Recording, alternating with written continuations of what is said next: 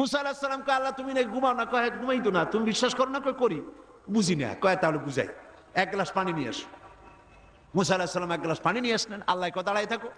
Glass একটা নিয়ে মুসা আলাইহিস সালাম দাঁড়ায় আছেন। আল্লাহ মুসারে হুকুম করলেন গ্লাস নিয়ে দাঁড়াও, আর ঘুমেরে কইলেন মুসারে ধর। ঘুম এসে মুসা আলাইহিস সালামের ধরছে। এখন হাত গেছে শিথিল হইয়া, হাতের থেকে গ্লাস পড়িয়া ভাঙ্গা টুকরা টুকরা হয়ে গেল। মুসা আলাইহিস সালাম ভয় পেয়ে গেলেন। আল্লাহ রাব্বুল আলামিন বলেন ভয়ের কোনো কারণ নাই, আমি তোমাকে পরীক্ষার জন্য, বোঝার জন্য, তুমি বুঝতে পারো নাই আমি কেন ঘুমাই না, সেই বোঝাবার জন্যই গ্লাস হাতে নিয়ে দাঁড়ায় থাকতে বলছিলাম। তুমি মুসা একটা গ্লাস পানি নিয়ে কিছু সময়ের জন্য দাঁড়াতে পারলে না, ঘুম তোমাকে হাত শিথিল করে দিল, গ্লাস ভেঙে চুরের চুরমার হয়ে গেল। আর ওই তামাম বিশাল আকাশ, এই সোলার সিস্টেম, এই পৃথিবীতে আকাশে জমিনে গ্রহ নক্ষত্র সৌররাজি নবমণ্ডল ভূমণ্ডল কুল কায়নাত পুরা সৃষ্টি আমার হাতের মুঠার ভিতরে রয়েছে। গোটা পৃথিবীর সব কিছুর ট্রাফিক আমি আল্লাহ কন্ট্রোল করি। আমি যদি ঘুমায় যাই আকাশ আর জমিনের কোনো সিস্টেম আর বাকি থাকবে না। কোরআন শরীফের ভিতরে আল্লাহ রাব্বুল আলামিন সাফ করে বলেছেন লা তাখুযুহু সিনাতু ওয়ালা নাওম। পড়েন লা তাখুযুহু সিনাতু ওয়ালা নাওম। আল্লাহর ঘুমও নাই, তন্দ্রাও নাই। সুবহানাল্লাহ। ঘুমও নাই, তন্দ্রা বোঝেন তো? জিমানি। আল্লাহ জিমায়ও না, আল্লাহর কোনো ক্লান্তি নাই। সুবহানাল্লাহ। সে আল্লাহ রাব্বুল আলামিন, তিনি বলছেন ক্ষমতা দিয়া ঘুমাই না, লিনানজুরা কাইফা তা'মালুন। ক্ষমতা দিয়ে লিনানজুরা কাইফা তা'মালুন, তাকায়া থাকি তুমি তোমার জনগণের সাথে কি আচরণ করো। জনগণের ভাগ্য বদলাও না দলের ভাগ্য বদলাও, তাকাইয়া দেখি। সেই আল্লাহ পাক, সে আল্লাহ পাক আগের মতো আছেন না উল্টো পাল্টা হয়ে গেছে? আছে কিনা? আয়াতুল কুরসির ভিতরে আমরা পড়ে থাকি আল্লাহু লা ইলাহা ইল্লা হুয়াল হাইয়ুল কাইয়্যুম। আল্লাহ ছাড়া কোনো ইলাহ নাই, তিনি চিরজাগ্রত, তিনি চিরঞ্জীব। যেমন ছিলেন তেমন আছেন, তেমন। সুবহানাল্লাহ। এখন আল্লাহ পাক কি বলছেন? উদখুলু ফিস সিলমি কাফা। যারা ঈমান আনছো, আমরা ঈমান আনছি কিনা? আচ্ছা আমি একটু ঈমানদারদের সংখ্যাটা দেখি, কতজন ঈমান আনছি। আলহামদুলিল্লাহ। হাত নামান, হাত নামান, হাত নামান। আমরা সবাই ঈমানদার, আমরা সবাই কি? তো ঈমানদারদেরকে আল্লাহ পাক বলছেন উদখুলু ফিস সিলমি, পরিপূর্ণরূপে দাখিল হয়ে যাও। কিসের মধ্যে? সিলমের মধ্যে। আত্মসমর্পণ করো, সারেন্ডার্ড হয়ে যাও। আমাদের জাতির পিতা হযরত ইব্রাহিম আলাইহিস সালামকে আল্লাহ রাব্বুল আলামিন অর্ডার করলেন আসলিম, সারেন্ডার করো। আসলিম, সারেন্ডার করো। কাকে বললেন? জাতির পিতাকে। কাকে বললেন? জাতির পিতা হওয়া এত সোজা নয়। গোটা মুসলিম মিল্লাতের পিতা, তাকে পরীক্ষা দিতে হয়, ইমানের পরীক্ষা, হাবিজাবি ফালতুর পরীক্ষা না। কিসের পরীক্ষা? ইমানের পরীক্ষা, আগুনের পরীক্ষা। নিজের কলিজার টুকরা সন্তান আল্লাহকে খুশি করার জন্য জবাহ করার পরীক্ষা। এরপরে জাতির পিতা হওয়া যায়। মানুষের উপরে জাতির পিতা চাপাই দিলে জাতির পিতা হয় না। জাতির পিতা আল্লাহ বানান, কে বানায়? চিল্লায় কও, কে বানায়? ওই আল্লাহ পাক বলছেন আমি ইব্রাহিম আলাইহিস সালামকে বললাম আসলিম, সারেন্ডার করো, মাথা নত করো, আত্মসমর্পণ করো। আমার জাতির পিতা ইব্রাহিম আলাইহিস সালাম একটা প্রশ্ন তুললেন না যে আল্লাহ কোন কোন ব্যাপারে আমি আত্মসমর্পণ করব, কোন কোন ব্যাপারে আমি সারেন্ডার করব, কোন প্রশ্ন নাই। আমার রব তিনি বলেছেন আসলিম।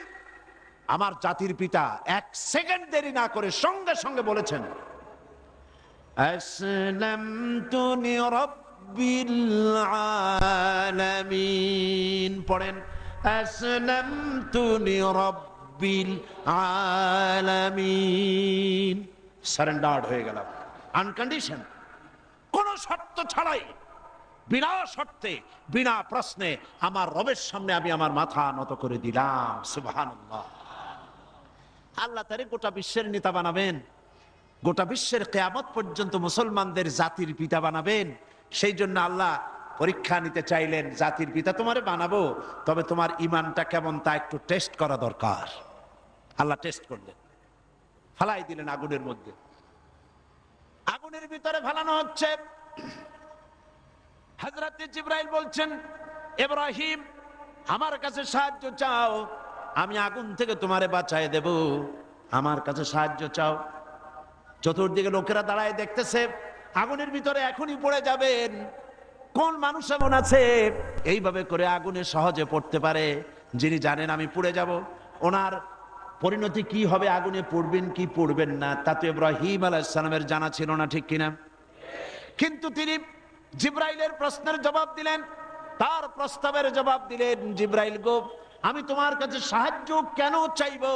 আমি তো এমন কোন অন্ধ আল্লাহর ইবাদত করি না যে আল্লাহ তার বান্দার দুঃখ দুর্দশা নিজের চোখে না দেখেন। আমার আল্লাহ তো অন্ধ নন।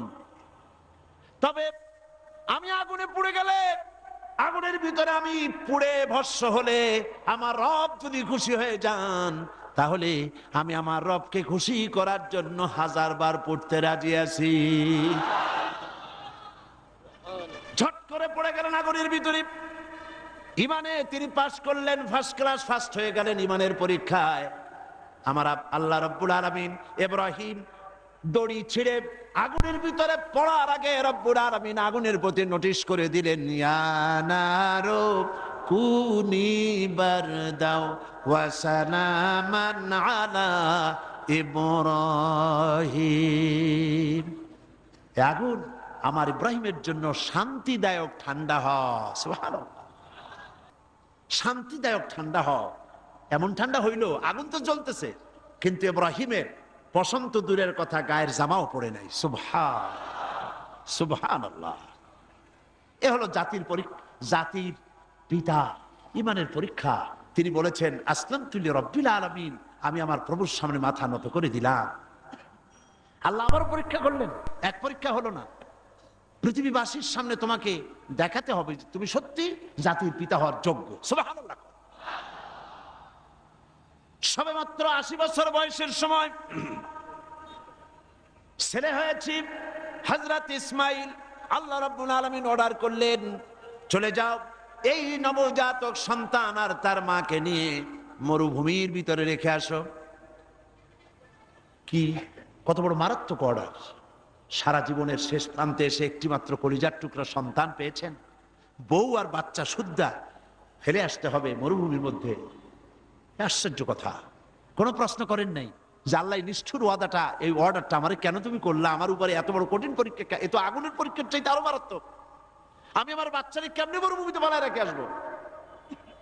কোনো প্রশ্ন করেন নাই। এখন আল্লাহর ঘর যেখানে, মক্কা শরীফে আল্লাহর ঘরটা যেখানে দাঁড়িয়ে আছে, এইখানে হযরত ইব্রাহিম আলাইহিস সালাম তার ছেলেকে আর স্ত্রীকে রেখে এলেন। হযরতে হাজরা বলেন, ইব্রাহিম আমাকে যেখানে রেখে যেতেছ, এর কারণটা কি? আমি কি অপরাধ করেছি কোন কারণে আমার নবজাতক সন্তান শুদ্ধ এখানে তুমি রেখে যেতেছ? কোনো জবাব নাই। আবার জিজ্ঞেস করলেন, কেন রেখে যেতেছ? কোনো জবাব নাই। তৃতীয়বারে হযরত হাজরা বুঝতে পারলেন তার স্বামী আল্লাহর পয়গম্বর, আল্লাহর নির্দেশ ছাড়া কোনো কাজ তিনি করবেন না। তিনি প্রশ্ন করলেন, ইব্রাহিম এটা কি আল্লাহর হুকুম নাকি? হযরত ইব্রাহিম বললেন, হাজরা গো, আল্লাহ পাকের হুকুমেই আমি তোমাকে রেখে গেলাম। আকাশের দিকে আঙ্গুলটা উঁচু করলেন, আবেগে ভারাক্রান্ত হয়ে গেলেন হযরত ইব্রাহিম আলাইহিস সালাম। হযরতে হাজরা বললেন, ইব্রাহিম কোনো চিন্তা নাই, আল্লাহ পাক যখন হুকুম করেছেন নিশ্চিন্ত মনে তুমি বাড়ি ফিরে যাও। আমি আমার আল্লাহর উপরে এতটা নির্ভরশীল, এই মরুভূমি যেখানে পানি নেই, খাবার নাই, গাছ নাই, পালা নাই, ঘর নাই, মানুষ নাই, জন নাই, আমি আমার আল্লাহকে এতটা বিশ্বাস করি, এই মরুভূমির ভিতরে, তৃণহীন পানিহীন মরুভূমির ভিতরে আল্লাহ রব্বুল আলামিন আমাকে আর আমার ইসমাইলকে না খাওয়াইয়া মারবেন না। পরীক্ষা কাহাকে বলে? হযরত ইব্রাহিম আলাইহিস সালাম চলে গেলেন, একবার ফিরেও তাকান নাই। সুবহানাল্লাহ কইতে পারলেন না। এখানে পরীক্ষা শেষ হলো না। ছেলে একটু বড় হয়েছে, দৌড়াতে পারে, জ্ঞান বুদ্ধি কিছুটা হয়েছে। আল্লাহ পাক অর্ডার করলেন, যাও এইবার ছেলেকে জবাহ করো। এই পরীক্ষা আগুনের পরীক্ষার চাইতে সহজ নাকি? সুবহানাল্লাহ, সুবহানাল্লাহ। জাতির পিতা হযরত ইব্রাহিম আলাইহিস সালাম একবারের জন্য বলেন নাই, রব্বুল আলামিন এত বড় কঠিন হুকুম আমি কিভাবে পালন করব, তুমি আমার প্রতি দয়া করো, আমাকে শক্তি দাও, সাহস দাও। কিচ্ছু বলেন নাই। হুকুম হয়েছে, চলে গিয়েছেন। ছেলেকে কাছে ডেকে বললেন, ইন্নী আরা ফিল মানাম আন্নী আযবাহুক ফানজুর মাযা তারা। ইয়া বুনাইয়া, হে আমার কলিজার টুকরা সন্তান, আমি স্বপ্নে দেখেছি আমি যেন তোমাকে জবাহ করছি। ফানজুর মাযা তারা, এখন তুমি বলো তোমার মত কি, তোমার রায় কি? হযরত ইসমাইল আলাইহিস সালাম বাপ পয়গম্বর, ছেলেও কি পয়গম্বর হয়ে যাবেন। ছোট্ট ছেলে হযরত ইসমাইল বলছেন, ইয়া আবাতি ফাআল মা তু'মারু সাতাজিদুনি ইনশাআল্লাহু মিনাস সাবিরিন। হে আমার পিতা, হে আমার সম্মানিত পিতা, ইফআল মা তু'মারু, আপনি সেটাই করুন যেটার প্রতি আপনি আদিষ্ট হয়েছেন। ওই বাচ্চা ছেলে বুঝতে পেরেছে আমার পিতার স্বপ্ন স্বপ্ন নয়, নবীদের স্বপ্ন ওহীর সমান। ইয়া আবাতি ফাআল মা তু'মার, আল্লাহ পাক আপনাকে যে আদেশ করেছেন আপনি তা পালন করুন। সাতাজিদুনি ইনশাআল্লাহু মিনাস সাবিরিন, অবশ্যই আপনি আমাকে ধৈর্যধারীদের মধ্যে পাবেন। সুবহানাল্লাহ। এই পরীক্ষাও হযরত ইব্রাহিম আলাইহিস সালাম পাস করলেন না, করেন না? করছেন কিনা? আল্লাহ পাক বলছেন, দেখো ব্যাপারটা কি হলো। হযরত ইব্রাহিম তো জানেন না যে ছেলে জবাহ হবে না, আর ছেলেও জানে না যে সে জবাহ হয়ে যাবে না। কথা ঠিক কিনা? হযরত ইব্রাহিম আলাইহিস সালাম ছেলেকে জবাহের জন্য প্রস্তুতি নিলেন। এবার দেখেন কোরআনের ভাষাটা কি। আল্লাহ পাক বলছেন, ফালাম্মা আসলামা ওয়া তাল্লাহু লিল জাবিন। ফালাম্মা আসলামা উদখুলু ফিস সিলমে কাফা, সেই সিলমুন এখানেও, সেই সিনলাম এখানেও আসছে, আসলামা। ফালাম্মা আসলামা, যখন তারা বাপ বেটা দুজনেই আনুগত্যের মস্তককে অবনত করে দিল। হযরত ইব্রাহিম দিলেন, আল্লাহর হুকুমের সামনে মাথা নত করে ছুরি হাতে নিলেন, আর হযরত ইসমাইল পিতার হুকুমের সামনে আল্লাহর হুকুম অনুযায়ী গলাটা পেতে দিলেন। ফালাম্মা আসলামা ওয়া তাল্লাহু লিল জাবিন, গলাটা কাট করে দিলেন। হযরত ইসমাইল বললেন, আব্বা একটি কাজ করুন, আমাকে জবাহ করার আগে আমার হাত পা একটু ভালো করে বেঁধে দিন, আর আপনার নিজের চোখটাও একটু ভালো করে বাঁধেন, কারণ আমি আপনার একমাত্র সন্তান। আমাকে জবাহ করতে গেলে আমার গলার উপরে যখন ছুরি ধরবেন আপনার কলিজায় মায়ার উদ্রেক হয়ে যেতে পারে। চোখটা বেঁধে নেন আর আমার হাত পা বাঁধেন, যাতে করে আমার হাত পা আপনার গায়ে না লাগে। আর আমি মরে যাও, আমি জবাহ হয়ে যাওয়ার পর আমার রক্ত মাখা জামাটা নিয়ে আমার মাকে দিয়ে দিবেন, আর বলবেন ইসমাইলের সঙ্গে কিয়ামতের দিন তোমার সঙ্গে দেখা হয়ে যাবে। হযরত ইব্রাহিম আলাইহিস সালাম ইসমাইলকে বাঁধলেন, নিজের চোখ বাঁধলেন, হযরত ইসমাইলকে জবাহ করতে যাবেন। হযরত ইসমাইল বলেন, আব্বা আমার একটা ভুল হয়ে গেছে, আমার হাত পায়ের বাঁধন খুলে দেন। হযরত ইব্রাহিম বাঁধন খুলে দিলেন, আর জিজ্ঞেস করলেন, বাঁধতে বললে আবার খুলতে বললে কেন? হযরত ইসমাইল বললেন, বাঁধার পরে আমার মনের মধ্যে একটা চিন্তা জাগলো, হাত পা বন্ধন অবস্থায় যদি আমারে জবাই করা হয়, তাহলে না জানি কিয়ামতের ময়দানে এমন প্রশ্ন উঠতে পারে যে ইসমাইল আল্লাহর হুকুমে রাজি ছিল না বলে তার বাবা তার হাত পা বেঁধে জবাই করেছিল। এই প্রশ্ন যাতে না উঠতে পারে, হাত পা ছেড়ে দেন, আমি ধৈর্য ধারণ করব, নড়ব না। সুবহানাল্লাহ। হযরত ইব্রাহিম আলাইহিস সালামকে আল্লাহ পাক এই পরীক্ষায় পাশ করায় দিলেন। তিনি পরীক্ষায় পাশ করলেন। আল্লাহ রাব্বুল আলামিন এবার আমার জাতির পিতাকে ডাকতেছেন, ওয়া নাদাইনাহু আইয়া ইব্রাহিম قد صدقت الرؤيا إنا كذلك نجزي المحسنين وناديناه أن يا إبراهيم আমি ইব্রাহিমকে ডেকে বললাম, ও ইব্রাহিম, قد صدقت الرؤيا, তুমি তোমার স্বপ্নকে বাস্তবে রূপ দিয়েছো। সুবহানাল্লাহ। স্বপ্নকে বাস্তবে রূপ দিয়েছো।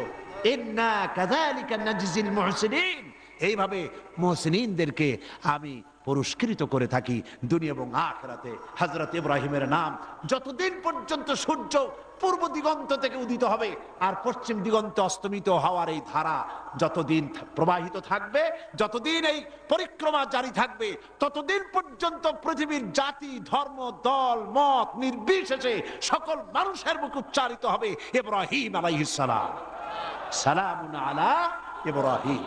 সুবহান। কারণটা হচ্ছে আল্লাহ পাক বলেছিলেন আসলিম, ইব্রাহিম আলাইহিস সালাম বললেন আসলামতু লিরাব্বিল আলামিন, আমি আমার প্রভুর সামনে আমার মাথাকে নত করে দিলাম। এটাই মুসলমানের কাজ। মুসলমানকে আল্লাহ পাক শেখাচ্ছেন, قل إن صلاتي ونسكي ومحياي ومماتي لله رب العالمين।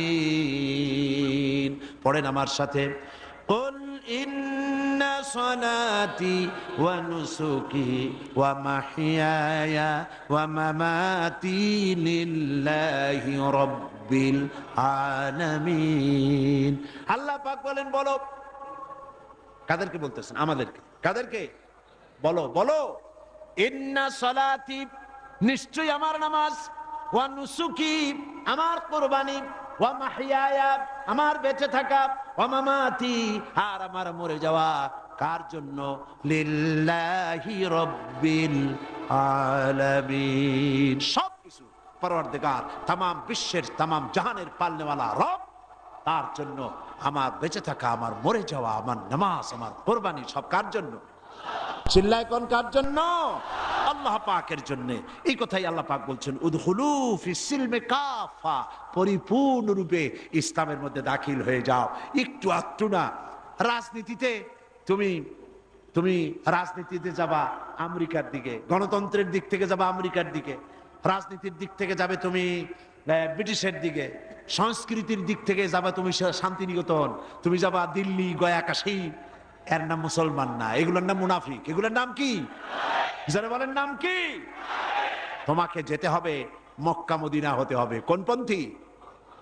মক্কা মদিনা পন্থী হতে হবে। উদখুলু ফিস সিলমি কাফা, পরিপূর্ণরূপে ইসলামের মধ্যে দাখিল হয়ে যাও। অল্প একটু আধটু দাখিল হলে চলবে না। সুতরাং ধর্ম নিরপেক্ষ হওয়ার কোনো সুযোগ ইসলামে নাই। আছে? আচ্ছা, আপনারা আমাকে বলেন, দুনিয়ায় কোন নবী ধর্ম নিরপেক্ষ ছিলেন? বলেন একজন নবীর নাম কোন? একজন নবীর নাম এই বিশাল জনসমুদ্রের কাছে আমি জানতে চাই। একজন নবীর নাম বলুন যিনি ধর্ম নিরপেক্ষ ছিলেন। জি নাই। একজন সাহাবীর নাম বলতে পারবেন? তামাম পৃথিবীর সমস্ত আলেম, উলামা, পীর, বুজুর্গ, মুহাদ্দিসিন, মুফাসসিরিন, মুহাক্কিকিন সব একমত, ধর্ম নিরপেক্ষ মতবাদ একটি কুফরি মতবাদ। এই মতবাদ আল্লাহর নয়, এটা শয়তানের তৈরি। এটা কার তৈরি? আর ইসলামটা কার? আল্লাহর। ধর্ম নিরপেক্ষতা কার? ধর্মের ব্যাপারে নিরপেক্ষ আপনি হতে পারেন না। নিরপেক্ষতাও একটা পক্ষ, নিরপেক্ষতাও একটা পক্ষ।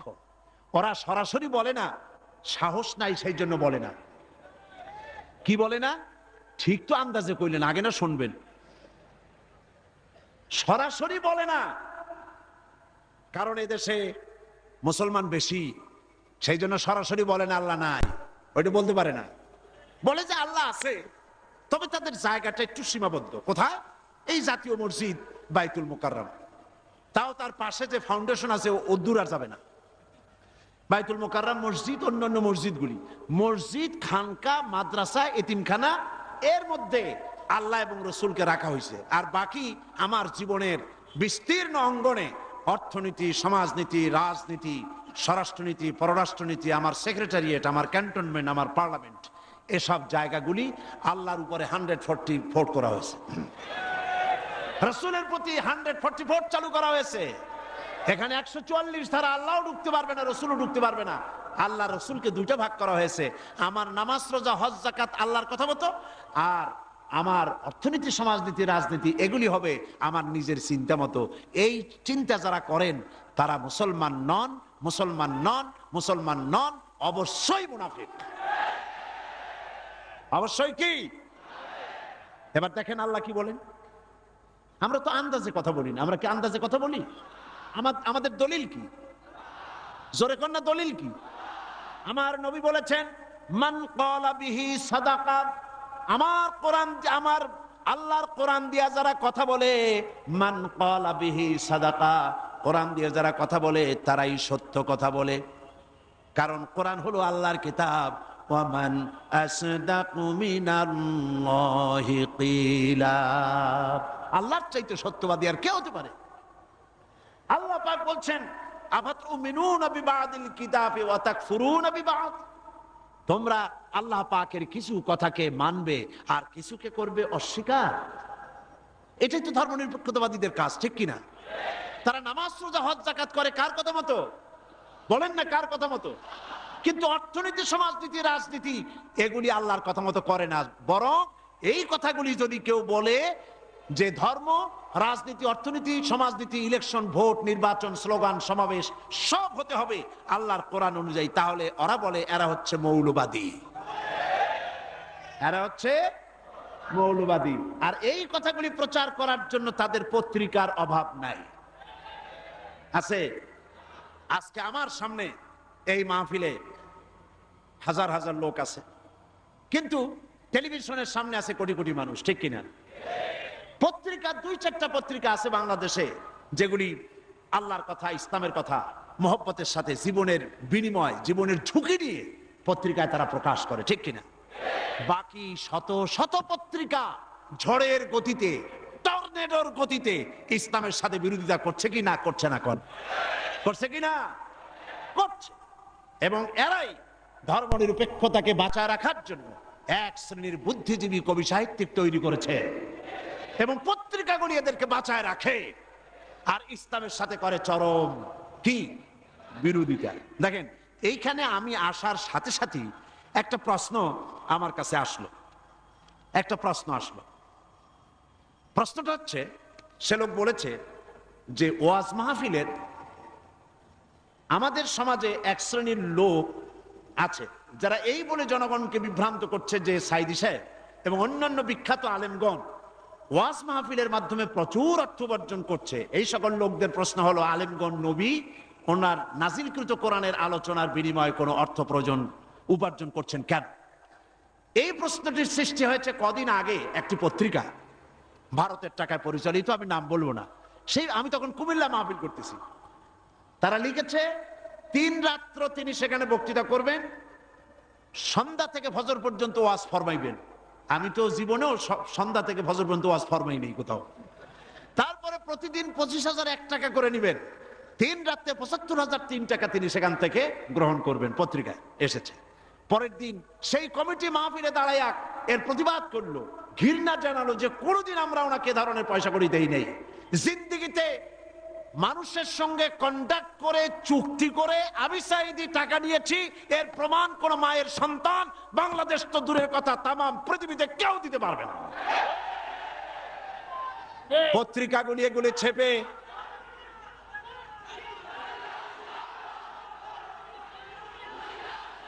একটাই নমুনা দেখুন, একটা দৃষ্টান্ত শোনাই।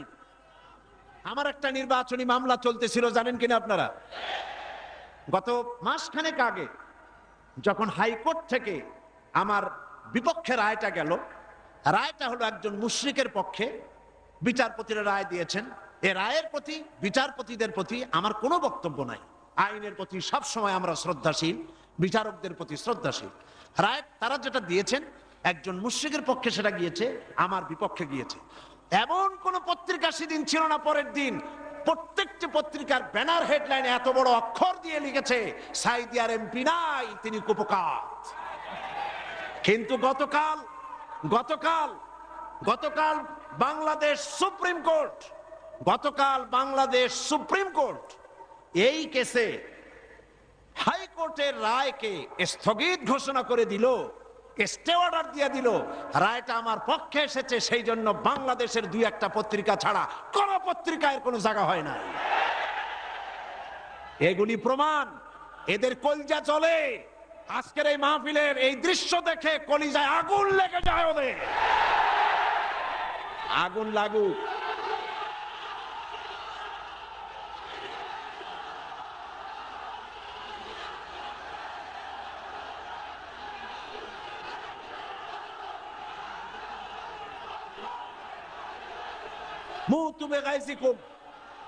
মুতু বিগাইজিকুম। এরা চলতে থাকবে, আর আমার আল্লাহর ফরমান শুনুন। কার ফরমান? ইউরিদুনা লিইউতফিউ নূরাল্লাহি বিআফওয়াহিহিম ওয়াল্লাহু মুতিম্মু নূরিহি ওয়ালাউ কারিহাল কাফিরুন। আল্লাহ পাক বলেন, ওরা চায় মুখের ফু দিয়া আমার আলোকে নির্বাপিত করে দেবে, আমার আলোটারে দুনিয়া থেকে নিভায়ে দেবে। আল্লাহ পাক বলেন, ওদের মনের মধ্যে যত জ্বালা পোড়া হোক না কেন, আমার দিনকে আমি, আমার দিনের আলোকে আমি প্রজ্বলিত করে রাখবো, এটাকে আমি পূর্ণতা দান করব। ওদের কলিজা যত পুড়ুক, জ্বলতে থাকো, পুড়তে থাকো। তোমাদের চোখের সামনেই এই বাংলাদেশের একদিন আসবে যেদিন তোমাদের নাকের ডগার উপর দিয়ে কালেমার পতাকা করে উঠবে, ইনশাআল্লাহ। বলেন ইনশাআল্লাহ, বলেন ইনশাআল্লাহ। এবার বিশ্বকবি কি বলেন শোনেন। বিশ্বকবি আল্লামা ইকবাল বলেন, সতীজা কর রহা হ্যায় अज़ल से ताइम रोज, सतीजा कर रहा है अज़ल से ताइम रोज, चरागे मुस्तफावी से शरारे बुलहबीस। সে আবামান কাল থেকে শুরু করে পর্যন্ত নমরুদ, ফেরাউন, হামান, সাদ্দাত, আবু জাহেলের গোষ্ঠীরা নবুয়তের চারাগকে নিভায়ে ফেলতে চেয়েছে, কিন্তু তাদের হাজারো প্রচেষ্টা সত্ত্বে চারাগে মুস্তফাবি রাসূল করিম সাল্লাল্লাহু আলাইহি ওয়াসাল্লামের জ্বালানো চারাগটা টিম টিম করে জ্বলতে রয়েছে। টর্নেডো, গর্কি এবং ঝড়ো হাওয়ার মোকাবেলা করে জ্বলতে থাকবে ইলা ইয়াউমিল কিয়ামা। কেউ ঠেকাতে পারবে না। পারবে কেউ ঠেকাতে? কেউ ঠেকাতে পারবে না। সুতরাং কোরআন শরীফের কিছু কথা মানবেন আর কিছু কথা মানবেন না, এটার নাম হচ্ছে মুনাফিকি। এটার নাম মুনাফিক। জীবনের সকল ক্ষেত্রে মানতে হবে কার কথা? আল্লাহর কথা। ধর্ম নিরপেক্ষতার অর্থই হলো ধর্মহীনতা। এই ধর্ম নিরপেক্ষতায় যারা বিশ্বাসী, তারাই 1972 সনে বাংলাদেশের সবগুলি ইউনিভার্সিটির মনোগ্রাম থেকে ইকরা বিসমি রাব্বিকাল্লাযী খালাক রব্বি জিদনি ইলমা কোরআনের আয়াতকে তারা তুলে ফেলেছিল। যারা এই ধর্ম নিরপেক্ষতায় বিশ্বাসী, তারাই সালিমুল্লাহ মুসলিম হলের মুসলিম শব্দ মুছে ফেলে দিয়েছিল। এই তারাই নজরুল ইসলাম কলেজের ইসলাম শব্দ তুলে ফেলে দিয়েছিল। এই তারাই নিজেদের দলের নামের ভেতর থেকে মুসলিম শব্দটি একটি বিশেষ ধর্মীয় গোষ্ঠীর ভোট পাওয়ার জন্য নিজের দলের নাম থেকে মুসলিম শব্দ বিসর্জন দিতে কুণ্ঠাবোধ করে না। সুতরাং ধর্ম নিরপেক্ষ মতবাদ শয়তানের আবিষ্কার। কার আবিষ্কার? ওরা দুইটা আয়াত পেয়েছে কোরআন শরীফ থেকে, দুইটা আয়াত। ওরা বলে ধর্ম নিরপেক্ষতাবাদের কথা তো কোরআন শরীফই আছে, আর বুখারী শরীফও আছে। কোথায় আছে? কয় যে বুখারী শরীফে আছে লাকুম দীনুকুম ওয়ালিয়া দীন। নাউযুবিল্লাহ। আল্লাহর কোরআনের আয়াত নিয়ে ঢুকাইছে কিসের মধ্যে? বুখারীর মধ্যে। লাকুম দীনুকুম ওলিয়া দিন মানে কি? লাকুম দীনুকুম ওলিয়া দিন অর্থ তারা করেছে যে যার ধর্ম তার কাছে। এটা ধর্ম নিরপেক্ষবাদের কথা। তোমরা বাঙ্গালকে হাইকোর্ট দেখাতে চেষ্টা করো, কোরআন পড়তে জানো, লাকুম দীনুকুম বানান করে কেমনে তা জানো, এটা নাজিল হয়েছে কোন প্রেক্ষাপটে তা কি জানো? সুতরাং যা জানো না সে বিষয়ে কথা বলতে এসো না। আমি যদি মেডিকেল সায়েন্স না জানি, আমি যদি চিকিৎসা বিজ্ঞান না জানি, আমি যদি ওষুধপত্রের খোঁজ খবর না রাখি, তাহলে কোনো ডাক্তারের প্রেসক্রিপশনের উপরে কথা বলা আমার ধৃষ্টতা, ঠিক কিনা? যে বিষয় আমি জানি না, অর্থনীতি যদি আমি না বুঝি, তো কোনো অর্থনীতিবিদের বক্তব্যের উপরে আন্দাজে কোনো কথা মারিয়ে দেওয়া, মাথা দিয়ে ঠেলা আমার জন্য ঠিক নয়।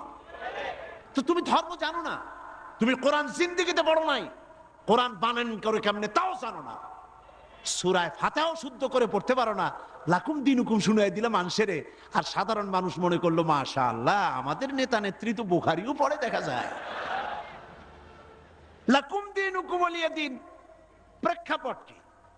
কাফেরেরা বলেছিলেন হে রাসূল, কাফেরেরা বলছে কুরাইশ নেতৃবৃন্দ, হে রাসূল, হে মুহাম্মদ সাল্লাল্লাহু আলাইহি ওয়াসাল্লাম, আসো ধর্ম আমরা 50-50 করে ভাগাভাগি করে নিই, এইরকমের করে ঝগড়া ভাগড়া করা কোনো লাভ নাই, আসো আমরা 50-50 করি। বলে কি রকম? বলে কিছুদিন আমরা মসজিদে ঢুকে তোমার আল্লাহরে দুই একটা সেজদা দেব, আর তুমি কিছুদিন আমাদের মূর্তিগুলোর সামনে এসে একটু প্রণাম দিয়ে যাইও, ধর্ম ভাগাভাগি করে নিই। এই সময় আল্লাহ পাক এই আয়াত নাজিল করলেন। এই সূরার নাম কি? আল্লাহ রাব্বুল আলামিন ওহী নাজিল করে দিলেন, কুল ইয়া আইয়ুহাল কাফিরুন লা আ'বুদু মা তা'বুদুন। হে কাফের বলো, হে নবী বলুন, হে কাফেরেরা, আমরা যার ইবাদত করি তোমরা তার ইবাদত করো না, তোমরা যার ইবাদত করো আমরা তার ইবাদত করি না। সুতরাং লাকুম দীনুকুম ওয়ালিয়া দীন, তোমরা তোমাদের দিন নিয়ে থাকো, আমরা আমাদের দিন নিয়ে থাকি। এটা তো নিরপেক্ষতার কথা নয়, এটা তো পক্ষের কথা। তোমরা তোমাদের ধর্মের পক্ষে থাকো, আমরা আমাদের ধর্মের পক্ষে থাকি। এইটারে তারা বানাইছে নিরপেক্ষর আয়াত। নাউযুবিল্লাহ। কোন শয়তান এদের শিখাইছে আল্লাহই জানে। এরপরে আরেকটা আয়াত তারা বেছে নিয়েছে, সেটা হচ্ছে লা ইকরাহা ফিদ্দীন, ধর্মের মধ্যে বাড়াবাড়ি নাই। নামাজও পড়ে না জীবনে, ওদের সে লোকই বক্তৃতা করে কোরআনের আয়াত দিয়া। লা ইকরাহা ফিদ্দীন, সুবিধাবাদ জিন্দাবাদ। লা ইকরাহা ফিদ্দীন মানে কি? ধর্মের ব্যাপারে বাড়াবাড়ি নাই। সেটা কি? সেটার অর্থ হচ্ছে প্রলোভন দিয়ে, ভয় দিয়ে, অথবা পয়সা কড়ি দিয়ে, অথবা চাপ সৃষ্টি করে কোন ক্রমে অন্য কোন ধর্মের লোককে মুসলমান বানানো যাবে না, এ ব্যাপারে বাড়াবাড়ি করা যাবে না। এটাই হচ্ছে আয়াতের মূল বক্তব্য। লা ইকরাহা ফিদ্দীন, ধর্মের ব্যাপারে বাড়াবাড়ি করা যাবে না, সুতরাং তুমি নামাজ পড়ো, রোজা করো, এটারে আর অর্থনীতি সমাজনীতিতে আইনো না। এটা হলো তাদের বক্তব্য। নাউযুবিল্লাহি মিন যালিক। আপনারা আমাকে বলেন, রাসূল করিম সাল্লাল্লাহু আলাইহি ওয়াসাল্লাম তিনি কি রাষ্ট্রপ্রধান ছিলেন না? আমি বুঝি না মানুষের মাথার মধ্যে এই চিন্তাগুলি কেন আসে না। রাসূল সাল্লাল্লাহু আলাইহি ওয়াসাল্লাম একটা রাষ্ট্র পরিচালনা করেছিলেন, তিনি কি রাজনীতি ছাড়াই রাষ্ট্র পরিচালনা করছিলেন? বলেন আপনারা। তিনি যে রাষ্ট্রের প্রধান ছিলেন, সেটার পরিধি ছিল 12.5 লক্ষ বর্গমাইল। রাসূলুল্লাহ নবীদের মধ্যে একাই রাজনীতি করেছেন, আর কেউ করে নাই। এমনটি হয়েছে। এই কোরআন শরীফে আর কারো নাম আপনারা জানেন যিনি রাজনীতি করেছিলেন, যিনি রাষ্ট্র চালিয়েছিলেন? বলেন তো নামটা কি? ইউসুফ আলাইহিস সালাম। তিনি খাদ্য এবং অর্থ দপ্তরের মন্ত্রী ছিলেন। একদিকে রাসূল, আর একদিকে অর্থ এবং খাদ্য দপ্তরের মন্ত্রী। কোন দেশের? মিশরের। এরপরে গোটা মিশরের প্রেসিডেন্ট হলেন কে? ইউসুফ আলাইহিস সালাম গোটা মিশরের প্রেসিডেন্ট, দাউদ আলাইহিস সালাম প্রেসিডেন্ট, সুলাইমান আলাইহিস সালাম तमाम পৃথিবীর প্রেসিডেন্ট, রাসূল করিম সাল্লাল্লাহু আলাইহি ওয়াসাল্লাম তিনিও প্রেসিডেন্ট। তিনি ইন্তেকাল করার পরে হযরত আবু বকর রাদিয়াল্লাহু তাআলা আনহু সহ সাহাবীরা রাজনীতি ছেড়ে দিয়েছেন নাকি? বলেন, ছেড়ে দিয়েছে নাকি? হযরত আবু বকর, যার সম্পর্কে রাসূলুল্লাহ বলেছেন तमाम পৃথিবীর মুমিনের ঈমান যদি এক পাল্লায় রাখা হয় আর এক পাল্লায় যদি আবু বকরের ঈমান রাখা হয়, দুনিয়াবাসী দেখতে পাবে তাম পৃথিবীর মুমিনের ঈমানের তুলনায় এক আবু বকরের ঈমানের পাল্লাটা ভারী হয়ে যাবে। তিনি খলিফাতুল মুসলিমিন ছিলেন, আমিরুল মুমিনিন ছিলেন, প্রেসিডেন্ট ছিলেন। হযরত ওমর রাদিয়াল্লাহু তাআলা আনহু গোটা বিশ্বের অর্ধেকটা পৃথিবীর প্রেসিডেন্ট ছিলেন, যার সম্পর্কে রাসূল বলেছেন লা নাবিয়্যা বা'দি ওয়ালা রাসূলা, আমার পরে নবীও হবে না, রাসূলও হবে না। কিন্তু যদি কেউ নবী হতো আমার পরে লাকানা ওমর, ওমর অবশ্যই আল্লাহর নবী হয়ে যেতেন। হযরত ওসমান জিন্নুরাইন তিনি প্রেসিডেন্ট ছিলেন। হযরত আলী কাররামাল্লাহু ওয়াজহাহু তিনি প্রেসিডেন্ট ছিলেন, ছিলেন না? তাহলে কি করে বলতে পারেন মুসলমানের সন্তান হইয়া, কেমনে বলতে পারেন যে ধর্ম আর রাজনীতি আলাদা, আমি ধর্ম নিরপেক্ষ? নিরপেক্ষ থাকতে পারবেন না। যেমন পথ চলতে গেলে হয় আপনি রাইটিস্ট হবেন, না হয় আপনি লেফটিস্ট হবেন, হয় ডান দিক দিয়ে চলবেন, না হয় বাম দিক দিয়ে। কিন্তু কেউ যদি কয় যে আমি রাইটিস্ট হব না, লেফটিস্ট হব না, আমি মিডিলিস্ট হব, আমি রাস্তার মাঝখানে দাঁড়ায় থাকবো, আমি নিরপেক্ষ, কোন পক্ষে যাবে না, আমি নিরপেক্ষ রাস্তার মাঝখানে। এখন আপনি ঢাকা চিটাগং হাইওয়ে, মোটরওয়ে, বিশ্ব রোড, এই বিশ্ব রোডের ডান দিকেও নাই বাম দিকেও নাই, যেহেতু আপনি নিরপেক্ষ, আপনি মাঝখানে দাঁড়াইছেন। আপনার এই মাঝখানে দাঁড়াবার স্বাদ মিটিয়ে দেবে ট্রাক বাবাজি আইসা জনমের স্বাদ মিটিয়ে দেবে, ঠিক কিনা? ঠিক কিনা? তাহলে মুসলমানের আপনারা আপনাদের অবস্থান ঠিক করুন, কোন দিকে যাবেন? ডান দিক না বাম দিক না মাঝখানে? কোন দিকে? ডান দিকে। আসহাবুল ইয়ামিন ডান দিকের নেতৃত্ব দিয়েছে নবীরা, এবং এই নেতৃত্ব দিয়ে তারা ডানপন্থীদের নিয়ে যাবে জান্নাতে। কোথায় নিয়ে যাবে? আর বামপন্থীদের নেতৃত্ব দিয়েছে শয়তান। আমি জানি না, বুঝি না, মুসলমান হইয়া মুসলমানের ঘরে জন্মগ্রহণ করে বামপন্থী আন্দোলন কেমনে করে আমার মাথা ঢোকে না। কোরআন শরীফে বলা হয়েছে আসহাবুশ শিমাল বামপন্থী, এই বামপন্থীদের নেতা হলো শয়তান। শয়তান বামপন্থীদের নেতৃত্ব দিয়া কিয়ামতের দিন নিয়ে যাবে জাহান্নামে। কোন দিকে নিয়ে যাবে? জাহান্নামে নিয়ে যাবে।